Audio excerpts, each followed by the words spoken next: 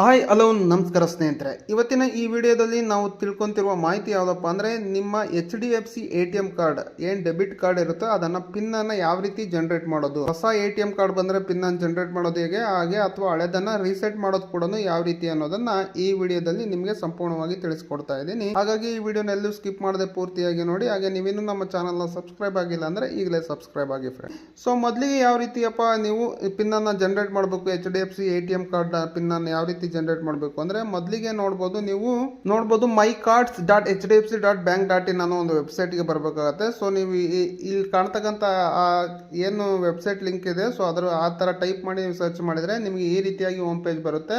ಅಥವಾ ನೀವು my card app ಅನ್ನೋ ಒಂದು ಅಪ್ಲಿಕೇಶನ್ಸ್ ಅಲ್ಲೂ ಕೂಡ ನೀವು ಡೌನ್ಲೋಡ್ ಮಾಡಿ ಪ್ಲೇ ಸ್ಟೋರ್ ಅಲ್ಲಿ ಅದೇ ಯಾವ ರೀತಿ ಯೂಸ್ ಮಾಡಿದ್ರೋ ಅದೇ ರೀತಿಯಾಗಿ ಅಲ್ಲೂ ಕೂಡ ಯೂಸ್ ಮಾಡಬಹುದು.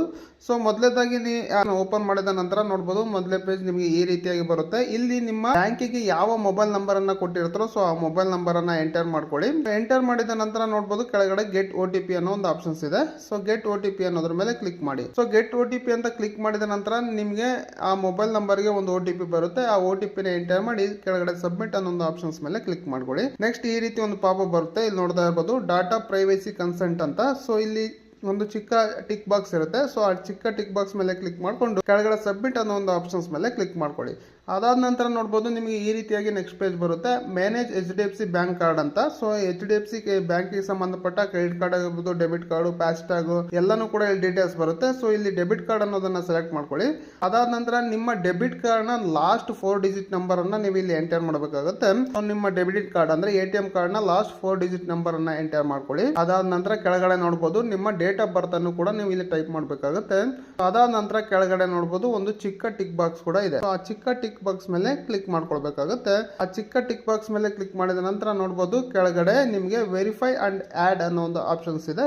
ಸೊ ವೆರಿಫೈ ಅಂಡ್ ಆಡ್ ಅನ್ನೋ ಒಂದು ಆಪ್ಷನ್ಸ್ ಮೇಲೆ ಕ್ಲಿಕ್ ಮಾಡ್ಕೊಳ್ಳಿ. ಆ ವೆರಿಫೈ ಅಂಡ್ ಆಡ್ ಅನ್ನೋ ಆಪ್ಷನ್ಸ್ ಮೇಲೆ ಕ್ಲಿಕ್ ಮಾಡಿದ ನಂತರ ನೋಡಬಹುದು ಕಾರ್ಡ್ ಆಡೆಡ್ ಸಕ್ಸಸ್ಫುಲಿ ಅಂತ ಒಂದು ಪಾಪಪ್ ಕೂಡ ಬರುತ್ತೆ. ಕೆಳಗಡೆ ಪ್ರೊಸೀಡ್ ಅನ್ನೋ ಒಂದು ಆಪ್ಷನ್ಸ್ ಮೇಲೆ ಕ್ಲಿಕ್ ಮಾಡ್ಕೊಳ್ಳಿ. ಪ್ರೊಸೀಡ್ ಅಂತ ಕ್ಲಿಕ್ ಮಾಡಿದ್ರೆ ನೀವು ಬೇಕಾದ್ರೆ ಮೈ ಕಾರ್ಡ್ ಅನ್ನೋ ಒಂದು ಅಪ್ಲಿಕೇಶನ್ಸ್ ಅನ್ನು ಕೂಡ ಯೂಸ್ ಮಾಡ್ಕೊಂಡು ನೀವು ಪಿನ್ ಅನ್ನು ಜನರೇಟ್ ಮಾಡಬಹುದು. ಇದರಲ್ಲಿ ಯಾವ ರೀತಿ ಪ್ರೋಸೆಸ್ ಇರುತ್ತೋ ಸೇಮ್ ನಿಮ್ಮ ಮೈ ಕಾರ್ಡ್ ಅನ್ನೋ ಅಪ್ಲಿಕೇಶನ್ ಅಲ್ಲೂ ಸೇಮ್ ಪ್ರೋಸೆಸ್ ಇರುತ್ತೆ. ಸೊ ಅದಾದ ನಂತರ ಕಾರ್ಡ್ ಆಡ್ ಮಾಡಿದ ನಂತರ ನೋಡಬಹುದು ಕಾರ್ಡ್ ಡೀಟೇಲ್ಸ್ ಇಲ್ಲಿ ಶೋ ಆಗ್ತಾ ಇದೆ. So card RuPay debit card ಅನ್ನೋ ಒಂದು ಆಪ್ಷನ್ಸ್ ಇದೆ ನೋಡಬಹುದು. ಆ ಕಾರ್ಡ್ ಮೇಲೆ ಅದ್ರ ಮೇಲೆ ಕ್ಲಿಕ್ ಮಾಡ್ಕೊಂಡ್ರೆ ನೆಕ್ಸ್ಟ್ ಪೇಜ್ ನಿಮಗೆ ಈ ರೀತಿಯಾಗಿ ಬರುತ್ತೆ. ಇಲ್ಲಿ ನೋಡಬಹುದು ಸೆಟ್ ಪಿನ್ ಅನ್ನೋ ಒಂದು ಆಪ್ಷನ್ಸ್ ಇದೆ ನೋಡಬಹುದು, third options. So set pin ಒಂದು ಆಪ್ಷನ್ಸ್ ಮೇಲೆ ಕ್ಲಿಕ್ ಮಾಡ್ಕೊಳ್ಳಿ.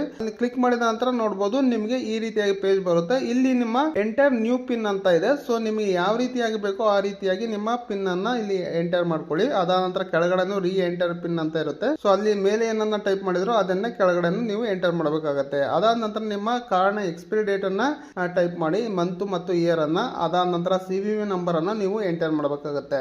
ಸೊ CVV ನಂಬರ್ ಅನ್ನ ಎಂಟರ್ ಮಾಡಿ ಕೆಳಗಡೆ ನೋಡಬಹುದು ಟರ್ಮ್ಸ್ ಅಂಡ್ ಕಂಡೀಷನ್ ಒಂದು ಟಿಕ್ ಬಾಕ್ಸ್ ಮೇಲೆ ಕ್ಲಿಕ್ ಮಾಡಿಕೊಂಡು ಕಂಟಿನ್ಯೂ ಅನ್ನೋ ಒಂದು ಆಪ್ಷನ್ಸ್ ಮೇಲೆ ಕ್ಲಿಕ್ ಮಾಡ್ಕೊಳ್ಳಿ. ಕಂಟಿನ್ಯೂ ಅಂತ ಕ್ಲಿಕ್ ಮಾಡಿದ ನಂತರ ನಿಮ್ಮ ರಿಜಿಸ್ಟರ್ ಆಗಿರ್ತಕ್ಕಂಥ ಮೊಬೈಲ್ ನಂಬರ್ಗೆ ಒಂದು OTP ಬರುತ್ತೆ. ಸೊ ಆ OTP ನ ಎಂಟರ್ ಮಾಡಿಕೊಂಡು ಕೆಳಗಡೆ ಸಬ್ಮಿಟ್ ಅನ್ನೋ ಒಂದು ಆಪ್ಷನ್ಸ್ ಮೇಲೆ ಕ್ಲಿಕ್ ಮಾಡ್ಕೊಳ್ಳಿ. ಸೊ ಸಬ್ಮಿಟ್ ಅಂತ ಕ್ಲಿಕ್ ಮಾಡಿದ ನಂತರ ನೋಡಬಹುದು ನಿಮಗೆ ನೆಕ್ಸ್ಟ್ ಈ ರೀತಿಯಾಗಿ ಬರುತ್ತೆ page, you have successfully set your PIN ಅಂತ.